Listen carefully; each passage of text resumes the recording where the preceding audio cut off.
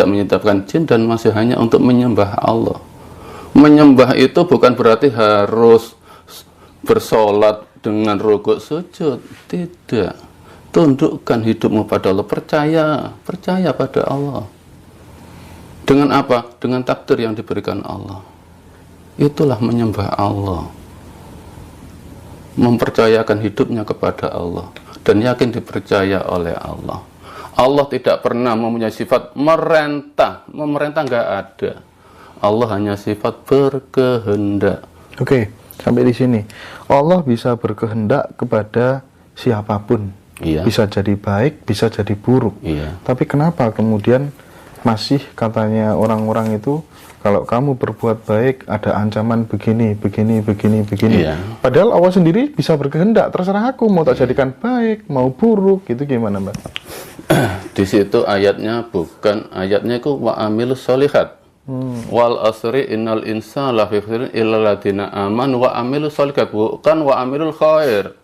Amal sholihat dan amal khair itu beda. Kalau amal baik itu amal khair. Di situ sholihat amal yang untuk ke Allah. Khair wasar, jelek dan baik itu dari Allah. Dari Allah. Iya. Bukan kehendak kita. Jadi Allah itu tidak memandang jelek dan baik, nggak ada ke Allah. Tapi sadar, seorang WTS apa nggak bisa selamat? Yakin bisa kalau dia sadar, ya Allah, bukan kemauan saya jadi WTS, tapi inilah takdir dari kamu ya Allah. Saya ridho melakukan. Memang Allah mencukupi dia menjadi WTS. Jangan pandang WTS itu orang yang jelek. Dia hanya melaksanakan takdir. Apa ada orang bercita-cita menjadi WTS? Betul. Apa ada orang yang beringin menjadi orang jelek? Tapi Allah yang memberikan karakter. Kita harus bisa terima. Itulah karakter dari Allah. Qul huwallahu ahad itu sifat. Katakan, ungkapkan. Jangan katakan, ungkapkan. Kalau ungkapan dari hati, kalau katakan dari mulut. Ungkapkan, Allah itu nomor satu. Jadi kita lihat apapun Allah yang membentuk karakter dia. Allah yang menjadikan kejadian ini. Allah yang memberikan keadaan saya yang begini. Sadar semua Allah. Kita kembalikan ke Allah. Jadi nggak ada orang yang jelek, orang yang bodoh akan tidak selamat, itu mana ayatnya? Yang pasti celaka itu orang kafir. Yang pasti beruntung itu orang iman, bukan orang pandai. Orang yang iman itu apa? Sadar semua yang diberikan ini memang Allah memberikan dia begitu. Kalau dia tidak mengerti agama, tidak mengerti, memang dari lahir dia dari ekonomi lemah. Dari kecil diajarkan bertani, nggak pernah bertemu dengan ulama. Apa dia tidak punya hak selamat? Ya pasti punya. Kalau menemukan pembimbing, hanya disuruh sadar yang ridho menerima takdir. Ini bukan penghalang kamu untuk ke Allah. Ke Allah tidak perlu harus pandai. Pandai itu apa? Iya. Tapi sadar. Allah memberikan fasilitas kehidupan. Kalau kita di dunia, raih dunia. Tapi sadarlah, hasil terserah Allah. Kalau prinsip Rasulullah, wa'mal li dunya ka'annaka ta'isu abatan, wa'mal li akhirat ka'annaka tamudawadan. Bekerja yang keras. Seakan-akan kita hidup selamanya. Bawalah sadarmu ke Allah. Seakan-akan nanti kita mati. Jadi Allah itu memerintahkan kita itu menguasai dunia. Apapun fasilitas dunia, silahkan kamu raih. Tapi sadarlah, hasil Allah yang menentukan. Hasil Allah yang menentukan. Berhasil tidaknya terserah Allah. Yang penting kita sudah usaha.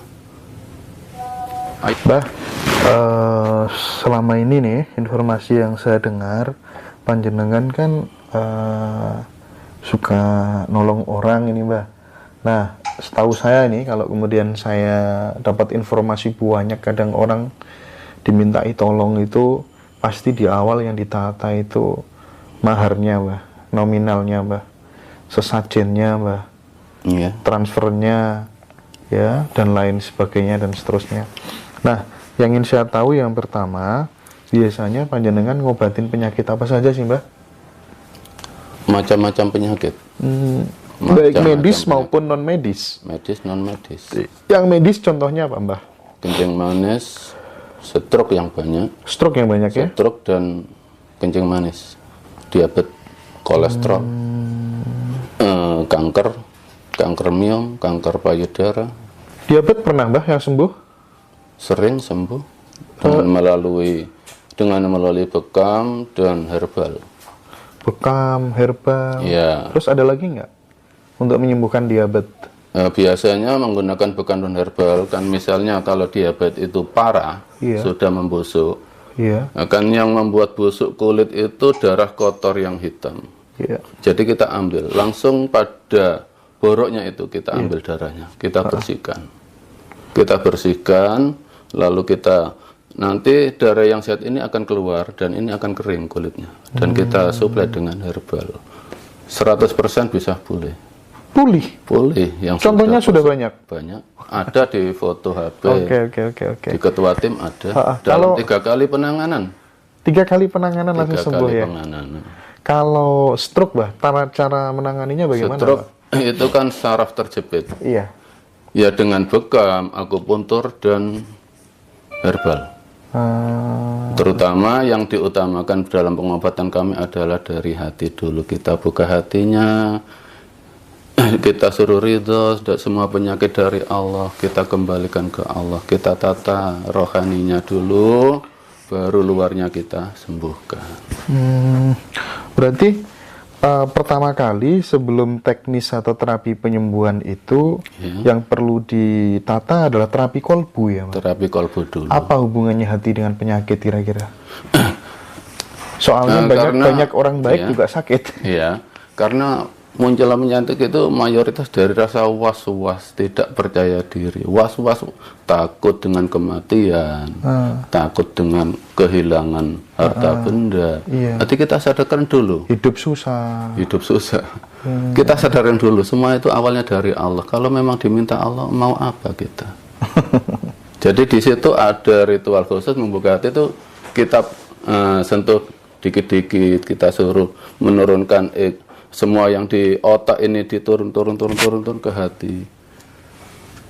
Dan di situ Allah membimbing dalam hati keridhoannya, sudah ridho, pasrah, baru kita sembuhkan fisiknya. Kalau langsung ke fisik, hatinya tidak bisa, ya bisa sembuh, tapi prosesnya lebih lama. Gitu, kalau sudah hatinya sembuh, jadi minimal dalam pengobatan kami memang yang menentukan sembuh dan tidak itu Allah, tapi paling tidak hatinya sembuh. Sewaktu-waktu kembali ke Allah dalam keadaan iman. Kita bimbing hatinya ke iman dulu. Iya.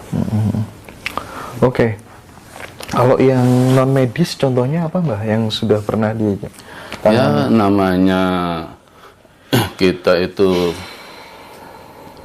alam rimba, hati ada yang sesat, ada yang tidak, semua itu sudah warna dunia. Ada kalanya kan iblis, melalui kekuatan iblis santet, ya umumnya santet lah. Misalnya menghambat rezeki orang, menebarkan magic di rumah orang, itu kita tangani. Dengan sekali penanganan, biasanya tidak sampai 5 menit. Kalau misalnya orang kena santet nih Pak, caranya gimana supaya bisa langsung ada perubahan gitu Pak? Kalau dia masih sadar, kita buka hatinya dulu. Jadi ilmu santet itu kan dari dalam. Kita lawan dulu dalamnya dengan zikir ke Allah. Kita murnikan dulu, kita lawan dengan zikir. Baru kita bersihkan. Di situ biasanya yang sudah terjadi paling lama 1 jam. 1 jam ya? 1 jam pulih total. Ada yang sudah 1 jam pulih total gitu ada? Banyak ya? Di Malang pakai saji, pasien saya ada. Malang ya? Malang. Saya lupa namanya, Malang pakai saji. Seorang wanita berebutan warisan, ya gitulah. Oke, dulu pernah terjerumus ke lembah hitam. Santet ya kan? Ya. Caranya nyantet itu pakai apa sih Mbak? Pakai ayat atau pakai apa? Kalau saya memang dari berlatar belakang pesantren dan kitab, Ya, menggunakan ayat, tapi semua saya minta ke Allah. Oh gitu ya. Berarti orang nyanda itu mintanya tetap ke Tuhan ya?